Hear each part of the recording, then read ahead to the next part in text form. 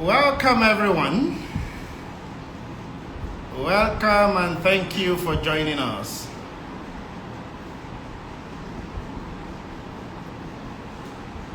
Welcome, everyone. I can already see my guest. Welcome, everyone. Welcome, everyone. And thank you for joining Amnesty International in this edition of our Instagram live session.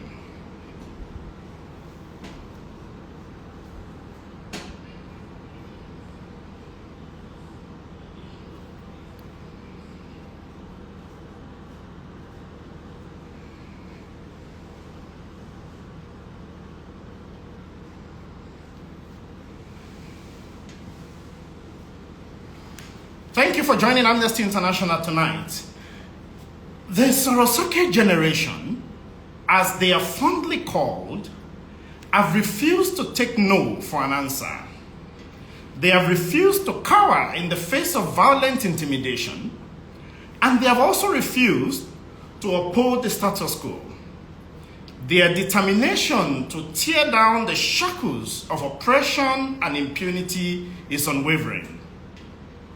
At every point that the courage of the Nigerian youth has been put to test by the Nigerian authorities, this generation has emerged like a pride of lions, ever so resilient. Their display of creativity, organization, and bravery during the NSAS protest is evidence of their resolve to ensure justice for victims of police violence in Nigeria. It is also evidence of their resolve to end impunity once and for all. This has come with grave consequences like the arrest, detention, torture, and killing of young peaceful protesters. However, the Sorosuke generation are not done yet. They have remained dogged in their resolve to achieve real police reforms in Nigeria. Once again, welcome to today's live session. I am Mr Macaroni, the head of programs at Amnesty International here in Nigeria. And today, we have with us a renowned comedian who, and he's been one of the voices in the fight for justice and accountability in Nigeria. Tonight, I'm joined by Mr. Macaroni. Mr. Macaroni, welcome and thank you for joining us. You are doing well. My brother, you are doing exceedingly well, aren't you? Hi. Are you there? I'm very well, my brother. How are you? I'm very well, thank God. Thank you. Thank you so much for having me. It's my pleasure to be here. Thank you. There are thousands of people watching us right now. And I just want to welcome you and to thank you for joining us. You see, behind the agbada and the freaky and the fantabulous escapades, as we see in your comedy skits, who really is Mr. Macaroni? Can you let us into a bit of yourself and one or two things that our viewers may not know? Yeah. Are you there? We are here. You're doing well. You're doing well. Yes, popularly known as Mr. Macaroni, but my name is Adebowale Adedayo. So instead of saying maybe who Mr. Macaroni is, because for me, Mr. Macaroni is Debo Adedayo's stage name. Okay, so Debo Adedayo is an actor, is a producer, a content creator, and I like to see myself as an advocate of love, truth, and justice. Excellent, excellent, excellent. I mean, I think we should just launch straight into today's discourse, particularly because we have a very short time. In 35-40 minutes, we'll be done with this. Yes, please. You wear multiple caps. You said that you're an entertainer, you're a comedian, you're this. You entertain millions of Nigerians, you know, as a successful comedian and influencer. And you have also become a strong voice in the fight against police violence in Nigeria. My question is, how did you find yourself in this path? How did you find yourself driving activism effort against police violence in Nigeria? Sorry, can you?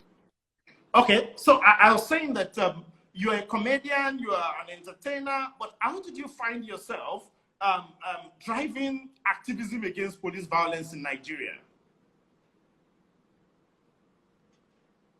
I think there's something wrong with either my internet or that of my guest.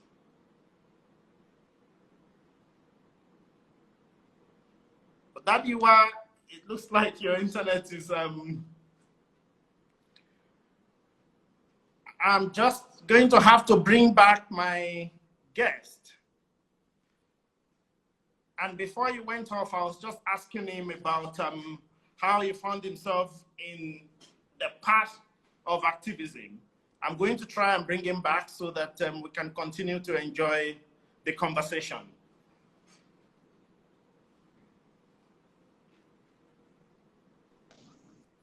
Daddy, while you are back, thank you. I'm here. They don't want this live video to happen. Yes, I know. They are doing everything, but they are not doing well. How would you? Excellent. So I was asking that, how did you find yourself, on this path, driving activism against police violence in Nigeria? Well, I think for every individual, your environment dictates the kind of actions that you will take. Not only your environment, the kind of person that you are will tell on what and what not you would do. You understand? So for me personally, I've always been one to speak up. You cannot cheat me. You cannot cheat me. You can never cheat me. So I will always talk. When I feel my rights are being trampled upon, or when I see that the rights of those around me are being trampled upon, I will open my mouth and I will talk. You understand? So I think basically, from time immemorial, we've all seen how the police in this country behave. Their body language.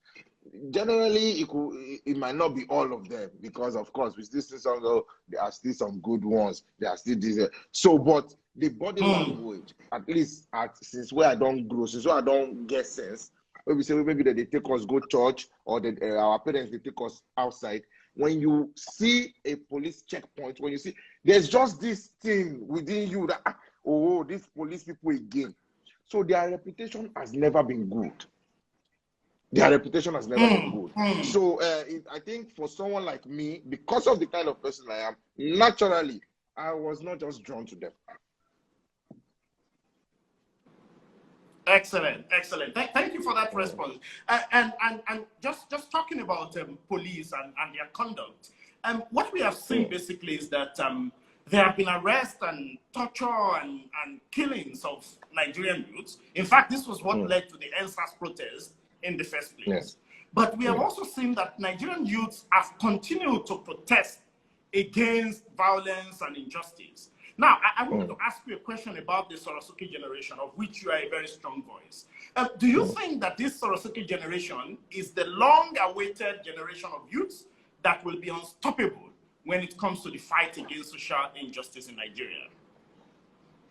Say it will get where you go push person reach. When you keep pushing someone, you keep pushing someone. When the person gets to the wall, the person will have no choice but to turn back. Even a goat will turn back when you push the goat to the wall now. So you cannot just continue. You are just pushing. The person will turn. So I just think the people had enough. When the protest started October last year, I think everyone was just fed up. You cannot continue to kill people. You cannot continue to harass and threaten people, intimidate people that your primary duty is to serve and to protect. So you cannot continue to do that, and you think that they will just be looking at you and they will just be taking it. It will get to a point people will be tired and they will react. So if this is going to be the generation that will finally say no, I do not know. We are all still watching. But I think what I know is that there are some people that have said, look, as far as I'm concerned, I will not keep quiet, me inclusive. I will not keep quiet while you continue to harass me, while you continue to intimidate you. As you get right to life, now if I get right to life. You understand? So if all then I die, last, at the end of the day, so all man will die. All so die, at the end of the day, so at the end of the day, if you talk, you die. If you don't talk, you die. So it's better not to die shivering. So you know, good. Say just carry. At least when people know, let people see my voice. Let they hear my voice. Say, okay, Oto, I fight even before I die. So the way it's going, I don't know. I think people are just fed up. Right now, one would think that they've had sense. One would think that they've had sense, but with recent events, it seems that they do not have sense yet, just yet. Okay, I'm just going to follow up on the last question, and we've seen threats. You know, we've seen unnecessary display of might by the police, particularly before the last Lekki Toll Gate protest. But despite this, we've seen Nigerian youths showing up at the toll gate to actually exercise their right to protest. And I wanted to ask, for you personally, what has been the motivation to join the last protest, for example, in spite of the threats? What has been keeping you going? What has been the motivation? You see, funny enough, the last protest, as I said, I think the motivation, my own motivation, in all honesty, my own motivation for that last protest was in the fact that I knew that people would be there. That was my only motivation. When I engaged those people that were there, their motivation was that you cannot say you want to come back and open this place. We are not saying don't open it. But you cannot come and say you want to open it when there has been no justice. Let justice be served first. Show us workings. At least, show us one thing. We've had series of deaths. Series of deaths. All in the name of policing. All in the name of, say, a stray bullet, each person. All in the name of, say, want to do one thing. And till now, look at the panels going on across different states. In Lagos, some weeks back, they asked that some officers appear before the panel. They did not. They just look. So at the end of the day, you find that these people, the reason why youth will still continue to speak up is because they know you are actually not doing anything to confront you or to challenge you, however it is, but you still do not want to do anything to satisfy the people. That, okay, look, these people said justice must be served. Then, you know, before that time, before this last protest, one where they carry me, everything was calm. Before you even hear say anybody want to go for protest, nobody they talk about protest.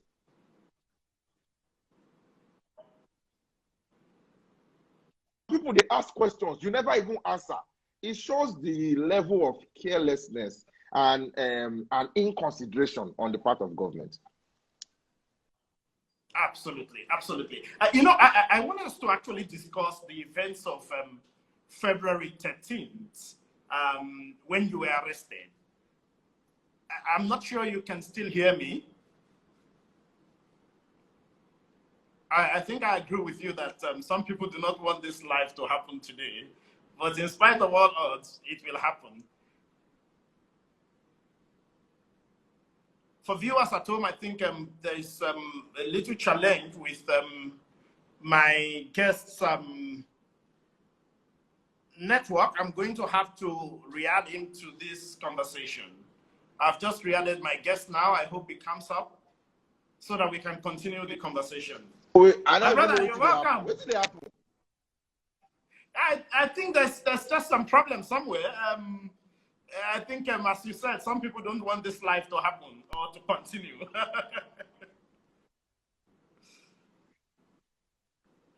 All right, I think you're back now. Can you hear me, Mr. Macaroni?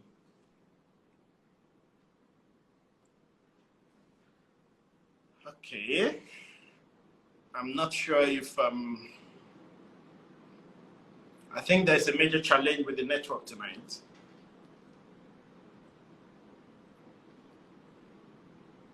Viewers at home, I don't know if you can hear me. If you can hear me, I'm trying hard to bring my guest back to this conversation. I will have to do this again.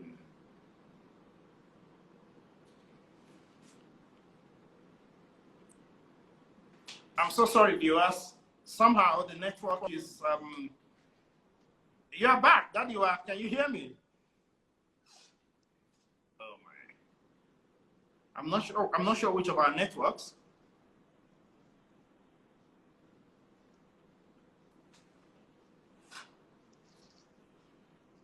Okay. Can you hear me now? I can hear you. Yes, I think something is just kicking you out of the live session. Now, wow. And then, it's Now, part of the wow. conversation tonight. Now, so I bad, Rich. Yeah. These are just threats, but we have said that Nigerian youths have irrepressible courage and resilience, and it's part of being able to bounce back after every challenge. So even when you are kicked out of the live session, we'll bring you back. It's part of the resilience we're talking about. All right, I was just going to talk about the last protest on the 13th of February, when you were arrested, when you were tortured, when you were beaten and dehumanized by men of the Nigerian police. There was a particular picture of you that was beamed across the world. And in that picture, I'm actually talking about this picture, if you can see this picture. I can see it. And I'm so sorry to bring back those horrible memories. But in that picture, we saw disappointment. And we saw anger against the system. I think the internet is freezing again. I'm not sure what this is, but the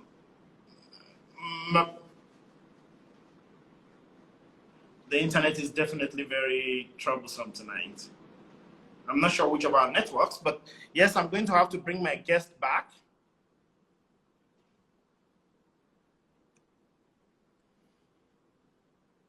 I'm so sorry, viewers. I'm trying to bring my guest back so that we can continue this conversation.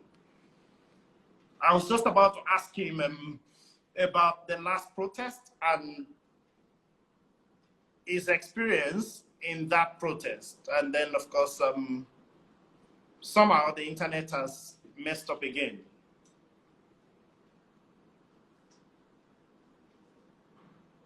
All right, I think my guest is coming back online now.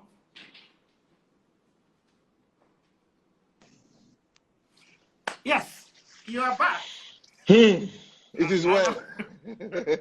I'm hoping that you will not be kicked out again. But I was thinking about I think it's the network, actually. I think it's the network. Yes, so I was speaking about your experience on the 13th of February, and I was talking about that picture. In that picture, we could see your disappointment with the system. We can see the anger you had against the system. We can see your anger against injustice. But I think there were a lot of other emotions that we cannot describe. Would you be able to walk us through what was going on in your mind at that time? It was Shakespeare that said that there is no art to describe or to know what is in the mind from looking at the face. Would you be able to tell our viewers what it was that you were thinking about and what that thought actually meant at that time? You know, while I was in their custody, they did a lot of things to me. You know, wow. They beat me up. They beat me very well. You know, it was like a victory for them. They were calling themselves macaroni, macaroni. You know, so I was sorry for them. I was sorry for them. You know, when people have been enslaved, you will feel sorry for them. You should feel sorry for them because, in all honesty, they too.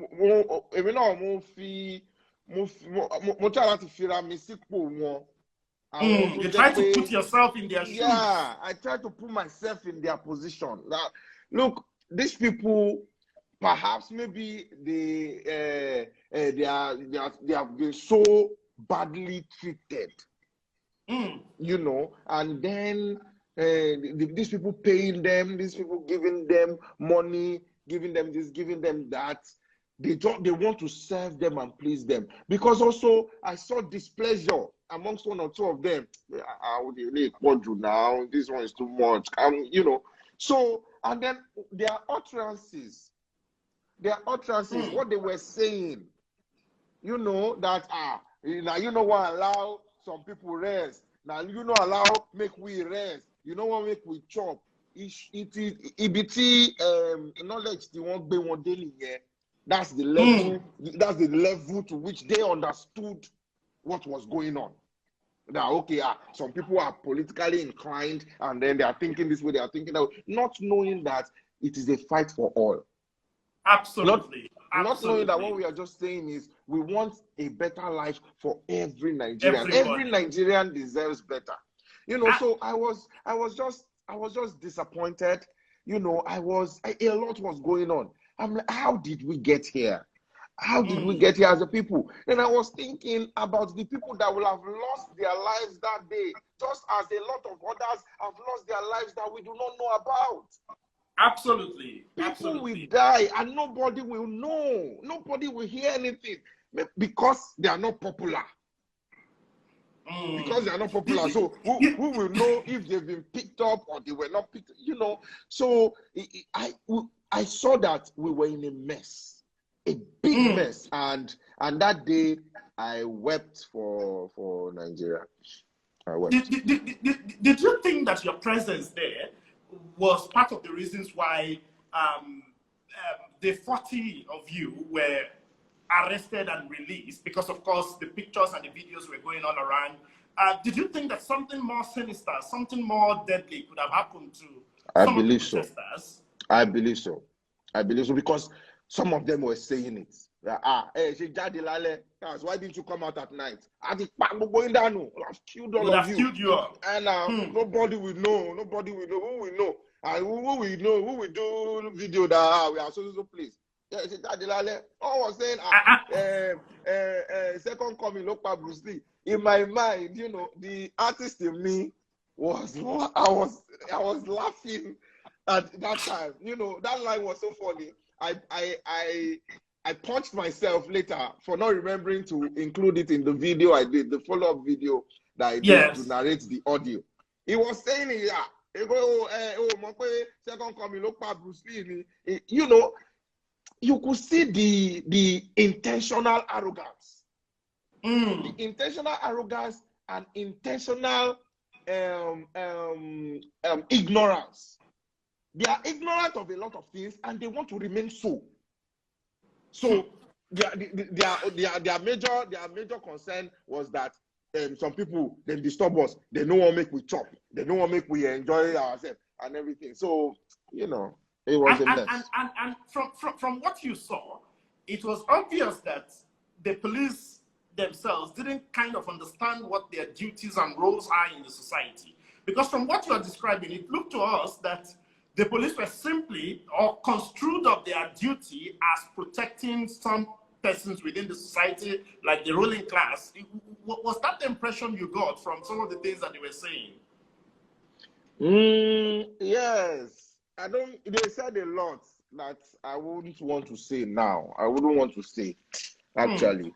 You know, but you will know that, of course, they feel, so they are together now. They are together. He will pays the piper, isn't it? You know? Absolutely. So, yeah. So they believe that some people are against the government. Maybe it's a political party thing. Maybe one party is supporting a group of people to criticize the government or to. Meanwhile, the government is their own employer, of course, yes. So they must do everything within their power to protect the integrity of the government, as it were. Apart from that, they also, maybe the NSAS protest in October really disturbed a lot of things for them. You understand what I'm saying? It really disturbed. A lot of things were disturbed. A lot of things from the hierarchy, you know, however, a lot of things just shifted. And you could see the pain in their eyes that, now you just disturb us. Why you disturb us? You know what make we chop? You know, I don't understand. That statement gets me confused. You know what make we chop? I don't understand. What does protesting have to do with we know what make you chop? So it is the duty of the police, naturally, would it be just to stand on the roads and be oppressing citizens, collecting money from them? For what? For what? My brother, 90% or 95% of people, of police officers will stand on the road, maybe at night or whatever time, is all everything in their mindset, that money. How much go drop? How much we go collect? Because we, except we want to lie to ourselves now, we they go out every day, and they go out every day. People they go out every day. Once you see a roadblock, they are doing stop and search or be checkpoint or whatever. In your head, as a Nigerian person, and because of the image, the bad reputation that they have built all the years, you just know that we have to give money. Money will have to drop. Whether you are in the right or you are not, or you are in the wrong, money should drop. It's the mindset, and they run with that mindset. So you see, and for me, this is actually the tragedy. The tragedy is that when you look at the NSAS protest, one of the key 5 demands was better welfare for police officers themselves. These youths that were on the street were saying that we know that the authorities are not paying the police very well. We know that they don't have proper welfare for the police. So that was included in the 5 key demands. And for some strange reasons, it looks like these same police officers who are then oppressing and suppressing the right to protest, it's like they don't want better welfare. How do you see that? That's what I said now.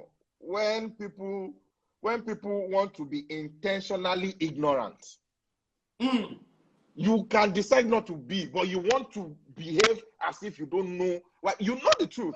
Deep down, I believe every Nigerian in this country, even those that support the government, deep down, they know the truth. But they have chosen to ignore that truth and run along with what pays them. My brother, if perhaps now, police officer, maybe the ones where they stand for streets, maybe those ones with the street, if they collect, let's even say 150,000 naira in a month, if that's their salary, if they know that that's their monthly salary, they know that's the amount they will get in a month. You understand? So now they know that same points, those same checkpoints where they stand, in a day, if they decide to be very, very wicked, they can make more than 200,000 naira in a day. Collect from this one, collect from that one. Oh, now Yahoo boy. Oh, no be Yahoo boy. Oh, he do this one. Oh, he do that one. You make about 200,000. This is, I don't know their figures. I don't follow the collect them. So I don't know. But averagely, maybe they are making it. If you want to be bad, you will be bad. If you want to be good, you will be good. So let them increase their salary from now to tomorrow. Those that, because of that amount they make in a day, because of that amount they make in a day, they're not going to leave them. They will still be doing what they want to do. So what you will look is there has to be consequences for action. In Kotomba, that's what's fighting with us. There's no consequence for action. All the people that have been arrested, that they have said, oh, they did this, they did that, they were exposed. What till now? What have been done about them? These same people keep changing them. They will transfer them to social place or transfer them to social place. So there is no consequence for action. Not only in the police force, in government, you find a lot of politicians that have embezzled money. These same politicians will come back and say that they want to hold political office, and you will find people running after them. My brother, let me tell you something. We have a lot of problems in this country, and we don't know. Let me tell you something. No matter how evil a politician is, no matter how evil, you will always find people that will support that person.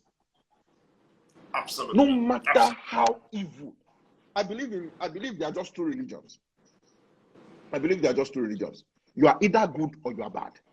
Good and evil. You pick one of the religions.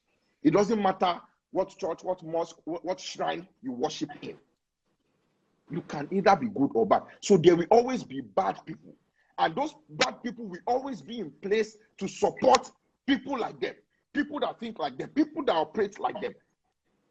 So it will now get to a point that you that are good, or perhaps trying to be good, will be seen as though you have some ulterior motive, whereby the only natural thing is to be good. If I love you as a brother, why should I want to do something to hurt you? Why should I want to make your life miserable? Why should going out in Nigeria become a thing of edict? You that you are going out, you go down the plan and say, if I go jam police today, if I jam last month today, if I jam road safety, because you know, People that are flying the road, when they see all these officers on the road, the first thing that rings in their head is the money they want to collect from them. They do not even know that these people sometimes, if they want to secure the lives of people on the road. But of course, because we've seen when things happen, when there's armed robbery, when there's this, there's that, most of the time you won't see them. Not to say, see, I have one of my best friends, one of my closest friends. His mother is a police officer. A very lovely woman.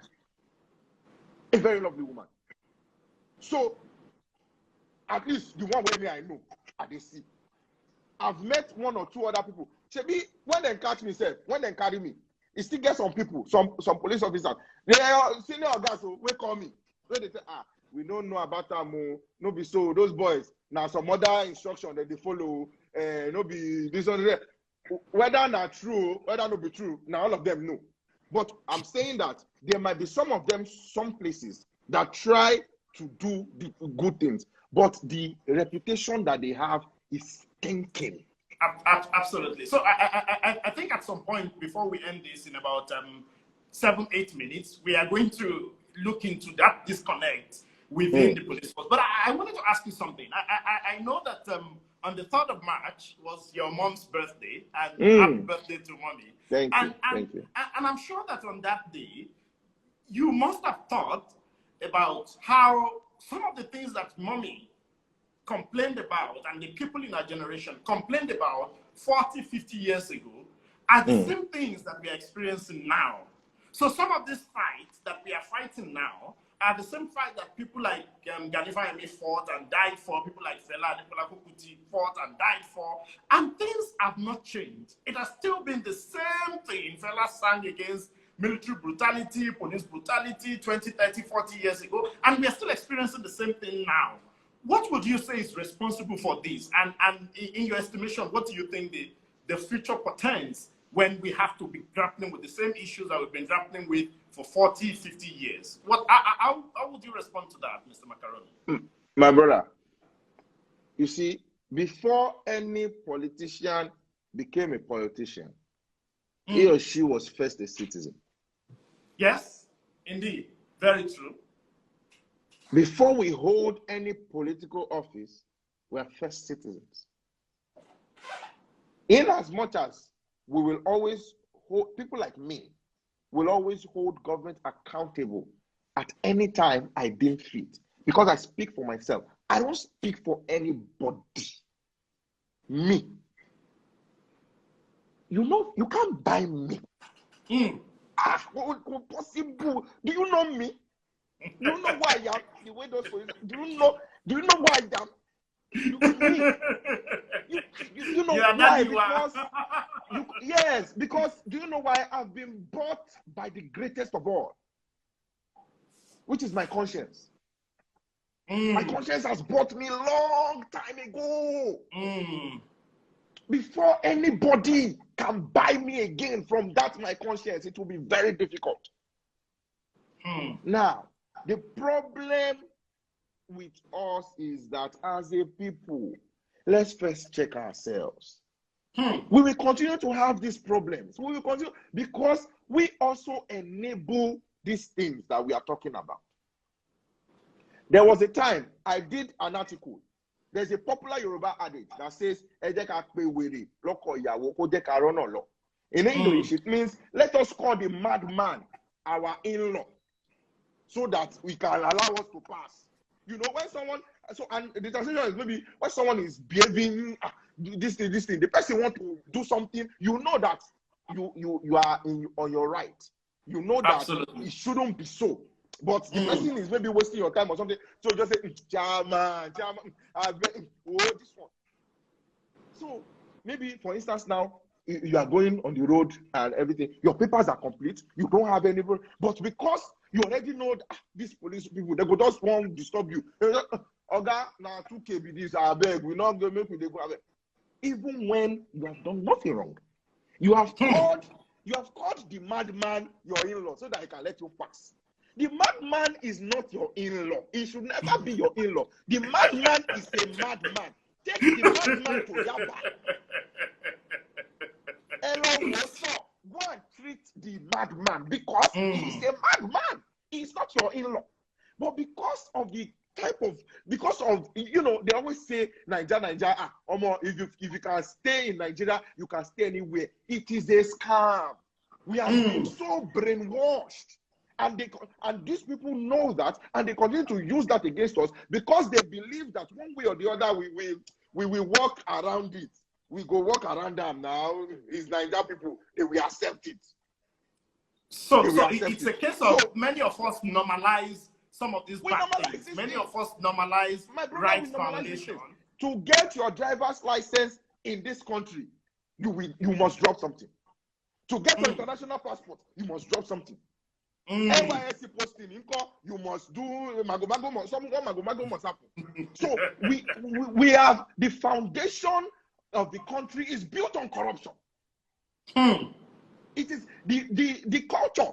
The culture in this country is a corrupt one, such that everything thrives on corruption. What about you in your house, in your street?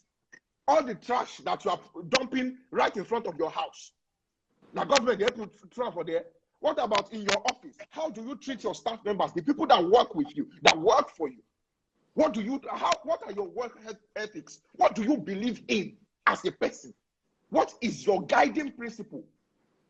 So if we do not love ourselves, if we do not respect ourselves as much, then our expectations have been shortened already by ourselves. We have normalized these things and we are ready to accept it. So right from that time, we don't accept and we don't take and say, well, na normal thing. So everyone has been living with it. So if that mindset does not change, if we do not reorientate ourselves, we will continue to cycle around this mess. Wow. Let's quickly go back to the Lekki killings that we've always talked about. We cannot forget the shooting of protesters. It's been 136 days, and we are still asking for justice. For you, Mr. Macaroni, what do you think justice would look like for victims of the attack at Lekki on the 20th of October? The officers who they said some people, I think, was he in the military or so? They said called some people that they should come and appear before the panel. They don't appear. It was all over the news. They didn't even go. They don't even do like anybody they call them. So because some people are calling the shots, and goodness, the way things, there's no regard for law in this country because the same people that make this law, they break the law. Absolutely. I don't know. There was one time I made one tweet like that. I said it's only in school. When we were in school, they gave us government.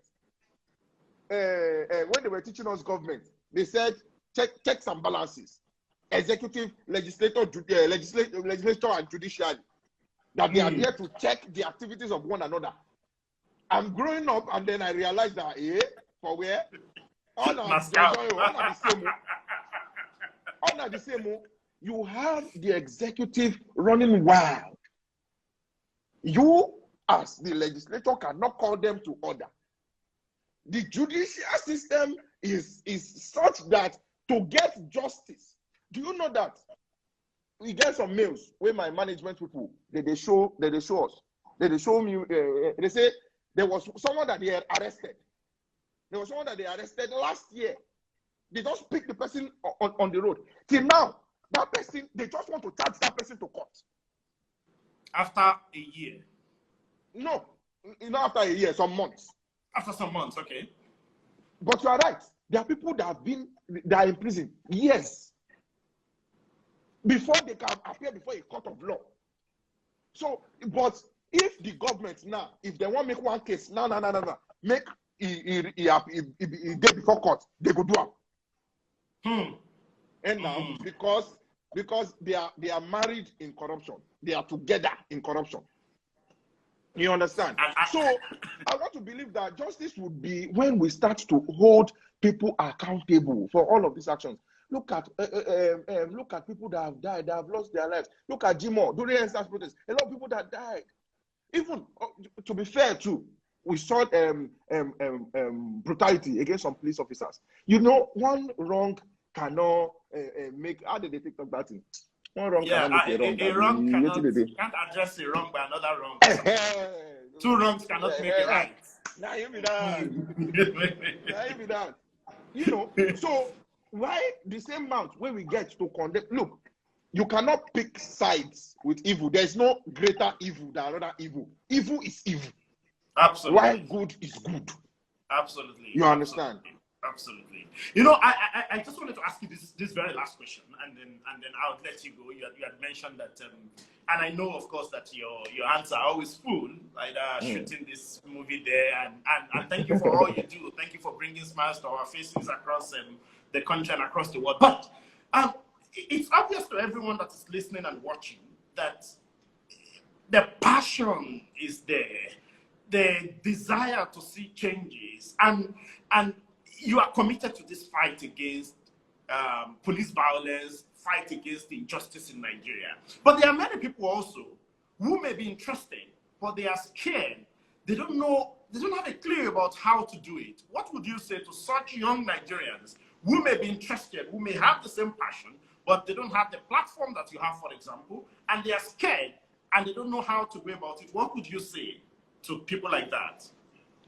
Of course, if there's, I cannot even blame anyone right now who is scared to criticize the government. We have seen that. We have seen how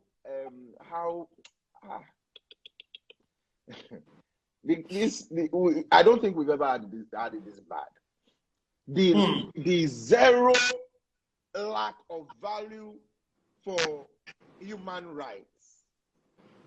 The zero lack of value for human life as well is so, you know, they are shoving it in our faces like this, that what can you do? What will you do? What will you do? So they are pushing, what they are doing is they are pushing the people to a point of fear, such that you know that we not send you. I know how many calls I've received, how many messages, how many this, how many that. If not, we say my family people know me say, oh, let's just be praying. My papa will call me that day before I go directly to get that day. Will call me before, and my mama will call me. They know the pikin where they get. Now I then call me say, long, don't go this, and because in fact because they've seen, everyone has seen.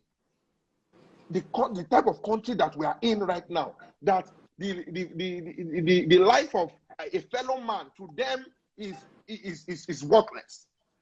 They can terminate just so that they can get whatever it is that they want. Not be this power. Not be this power. Not be on top say you want to rule the country. Say now you want to kill people finish. You want to keep people picking finish. You want. I don't know. I've never seen how leadership is so luxurious to these people. You know, say you go get way where you go walk. If you as a leader, you get way where you go walk. If you don't do for years, but he will tell you, you will go sit down. Say, I have served my nation. But because these people know they do anything. They are thieves. They are thieves. All that is in their head is how they want to chop money. How is government so attractive? If you have how many millions of people? Millions of people still suffering. They be saying power. You never find solution to their problems, and you are relaxed. When I was president in school, how many students in university that time? I was happy doing the work, but when I finished that work, hey. There was one time in the cafeteria. One of the students came to meet me. A lady, very beautiful lady like this. She said, Mr. President, do you know I have never seen you eat food before in this school? Is it that you don't eat meal or what? And I asked her, I said, I'm your president. How can I eat when you have not eaten? How much of a useless leader will I be? So I will just enter the cafeteria. I see a long queue of students waiting to be served. Maybe food, because sometimes for school that time, food go finish. Students never see food chop. Things never stop. So me as president, I'll carry my big head, go there, go collect food, come they chop. When my own students will never chop, you will be an irresponsible leader. And those are the type of leaders we have in this country. Leaders that do not care for their citizens. Leaders that do not care to serve those that they have sworn to serve and to protect. Their own is first. Go and look at all the houses that they have. Look at all the cars they have. Look at all their children doing well in different countries. They leave the children of Nigerians. They leave Nigerians here in this country. How many of their children finish school in this country? Our politicians. They are not proud of the system that they have built or that they are building. So the educational system in the country is not a match for them or for their children. Our healthcare system is in a mess. So that's why they go abroad to receive treatment. Because they deserve better than us. When they the country, when they survive for the country, when we send now our money, they feed themselves and their family. Such a useless definition of leadership. Such a useless one. So I'm not going to blame anybody that is scared to speak up. I'm not going to blame anybody. But what I'm going to say is, like I said before, one day everybody will die. And everybody will give accounts. And that's why I said, at the beginning, I said, sometimes too, you cannot blame these people. I go on Twitter sometimes. You will see people defending this government with their chest. Poverty is bad now. Poverty is not easy now. I did a video. I posted it on Thursday. And that video, we had a very young man, vibrant man. He was condemning the government. He was saying this, he was saying that. The politician offered him 30 million naira. He said, rubbish, I will never take it. And then, but at the end of the video, he went back and he picked the card. He just said it like this. There are some offers that will shake you because you will see it. While maybe some of the way they defend the government, if it be say, not be money, I don't know. If it be say true, they believe in the government. But look at it now. We are first humans. Let us show that level of humanity in us. That some people are being killed. Look at the level of insecurity in this country right now. Killings here and there, kidnapping by bandits, Fulani herdsmen crisis. This one is happening. There's unity and disunity rather. And Nigeria is moving to a point whereby tempers are rising. The South is vexing, East they vex, North they vex. Now we are being weaponized against one another.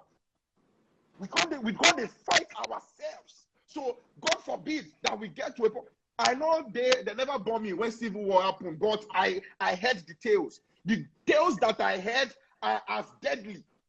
So the tales where I hear, where they fear, where they cringe, where they shiver.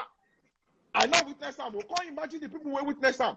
The people who witness them, now those when they shout now say, we don't want another war because we know. So, but see, it will get to a point we have to rise up and say, look, enough is enough. You are killing us. What is the big deal in leading your people right? What is so difficult? What is so difficult in delivering leadership? Exemplary leadership. Leadership that is worthy of emulation. Leadership that will emancipate your people, that will give to your people freedom. Leadership that will equip the average Nigerian youth with education, quality jobs. Leadership that will provide a surface level ground for every Nigerian, irrespective of your tribe, irrespective of your religion, irrespective of where you are from and whatever family you are from. When will we get to that level that leadership will provide that ground for everybody to thrive, for everybody to succeed, such that every Nigerian will open his or her mouth and say, I am proud to be a Nigerian. When will we get to that level? Till we get to that level, we cannot keep quiet. People like me cannot keep quiet. You can only try. You will try to shut me up. I'm not for violence. I'm not there for violence. If you see them when they beat me, I don't follow them fight. Oh, they beat me. So even if another video come out tomorrow now, where they beat me, I don't follow anybody fight. Now talk at the talk. Say we want better. Where they carry me, they beat.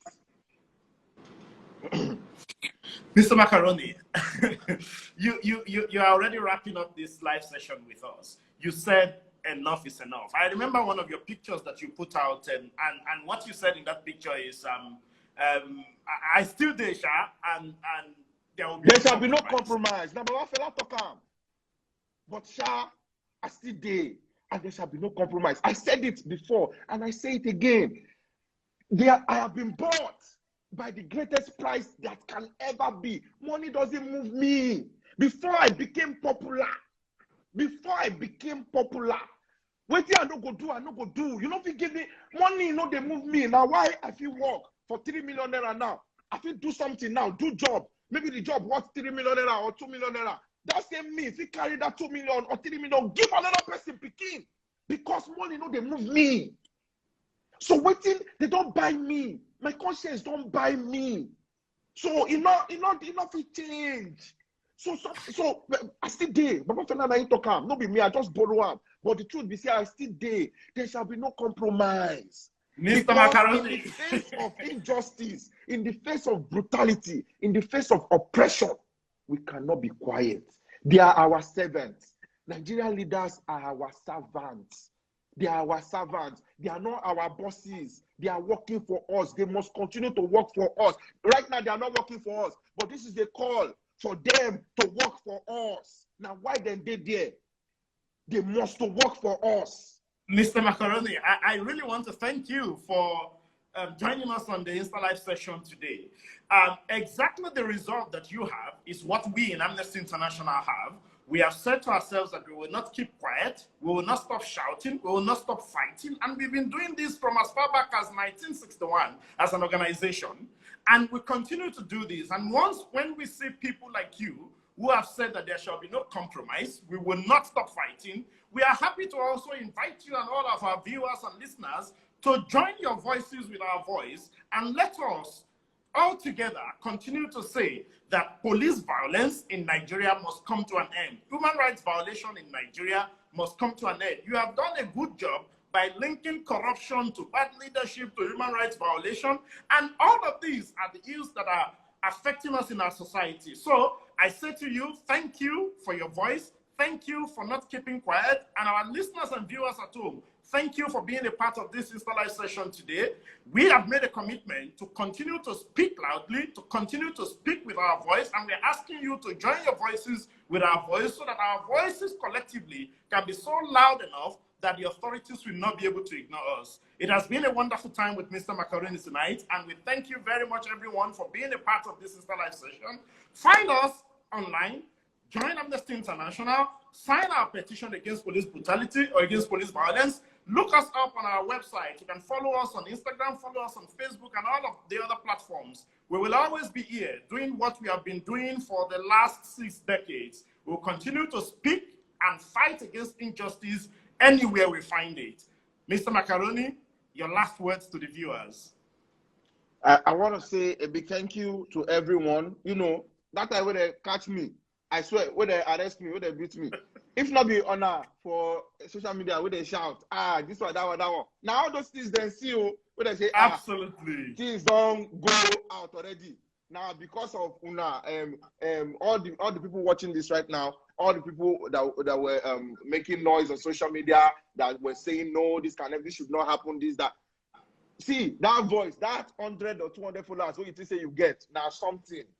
Absolutely. Whatever, so far you are using it right. It's not a matter of saying Absolutely. you must criticize government or you must be with, you must support one party or the other. It's just about doing what you believe your conscience wants you to, the right thing by your conscience. Doing the right thing by your conscience. So I want to thank everyone. I want to thank everyone that supports my brand. I don't get brands. We don't run away from me. Say, oh boy, we don't want government will allow.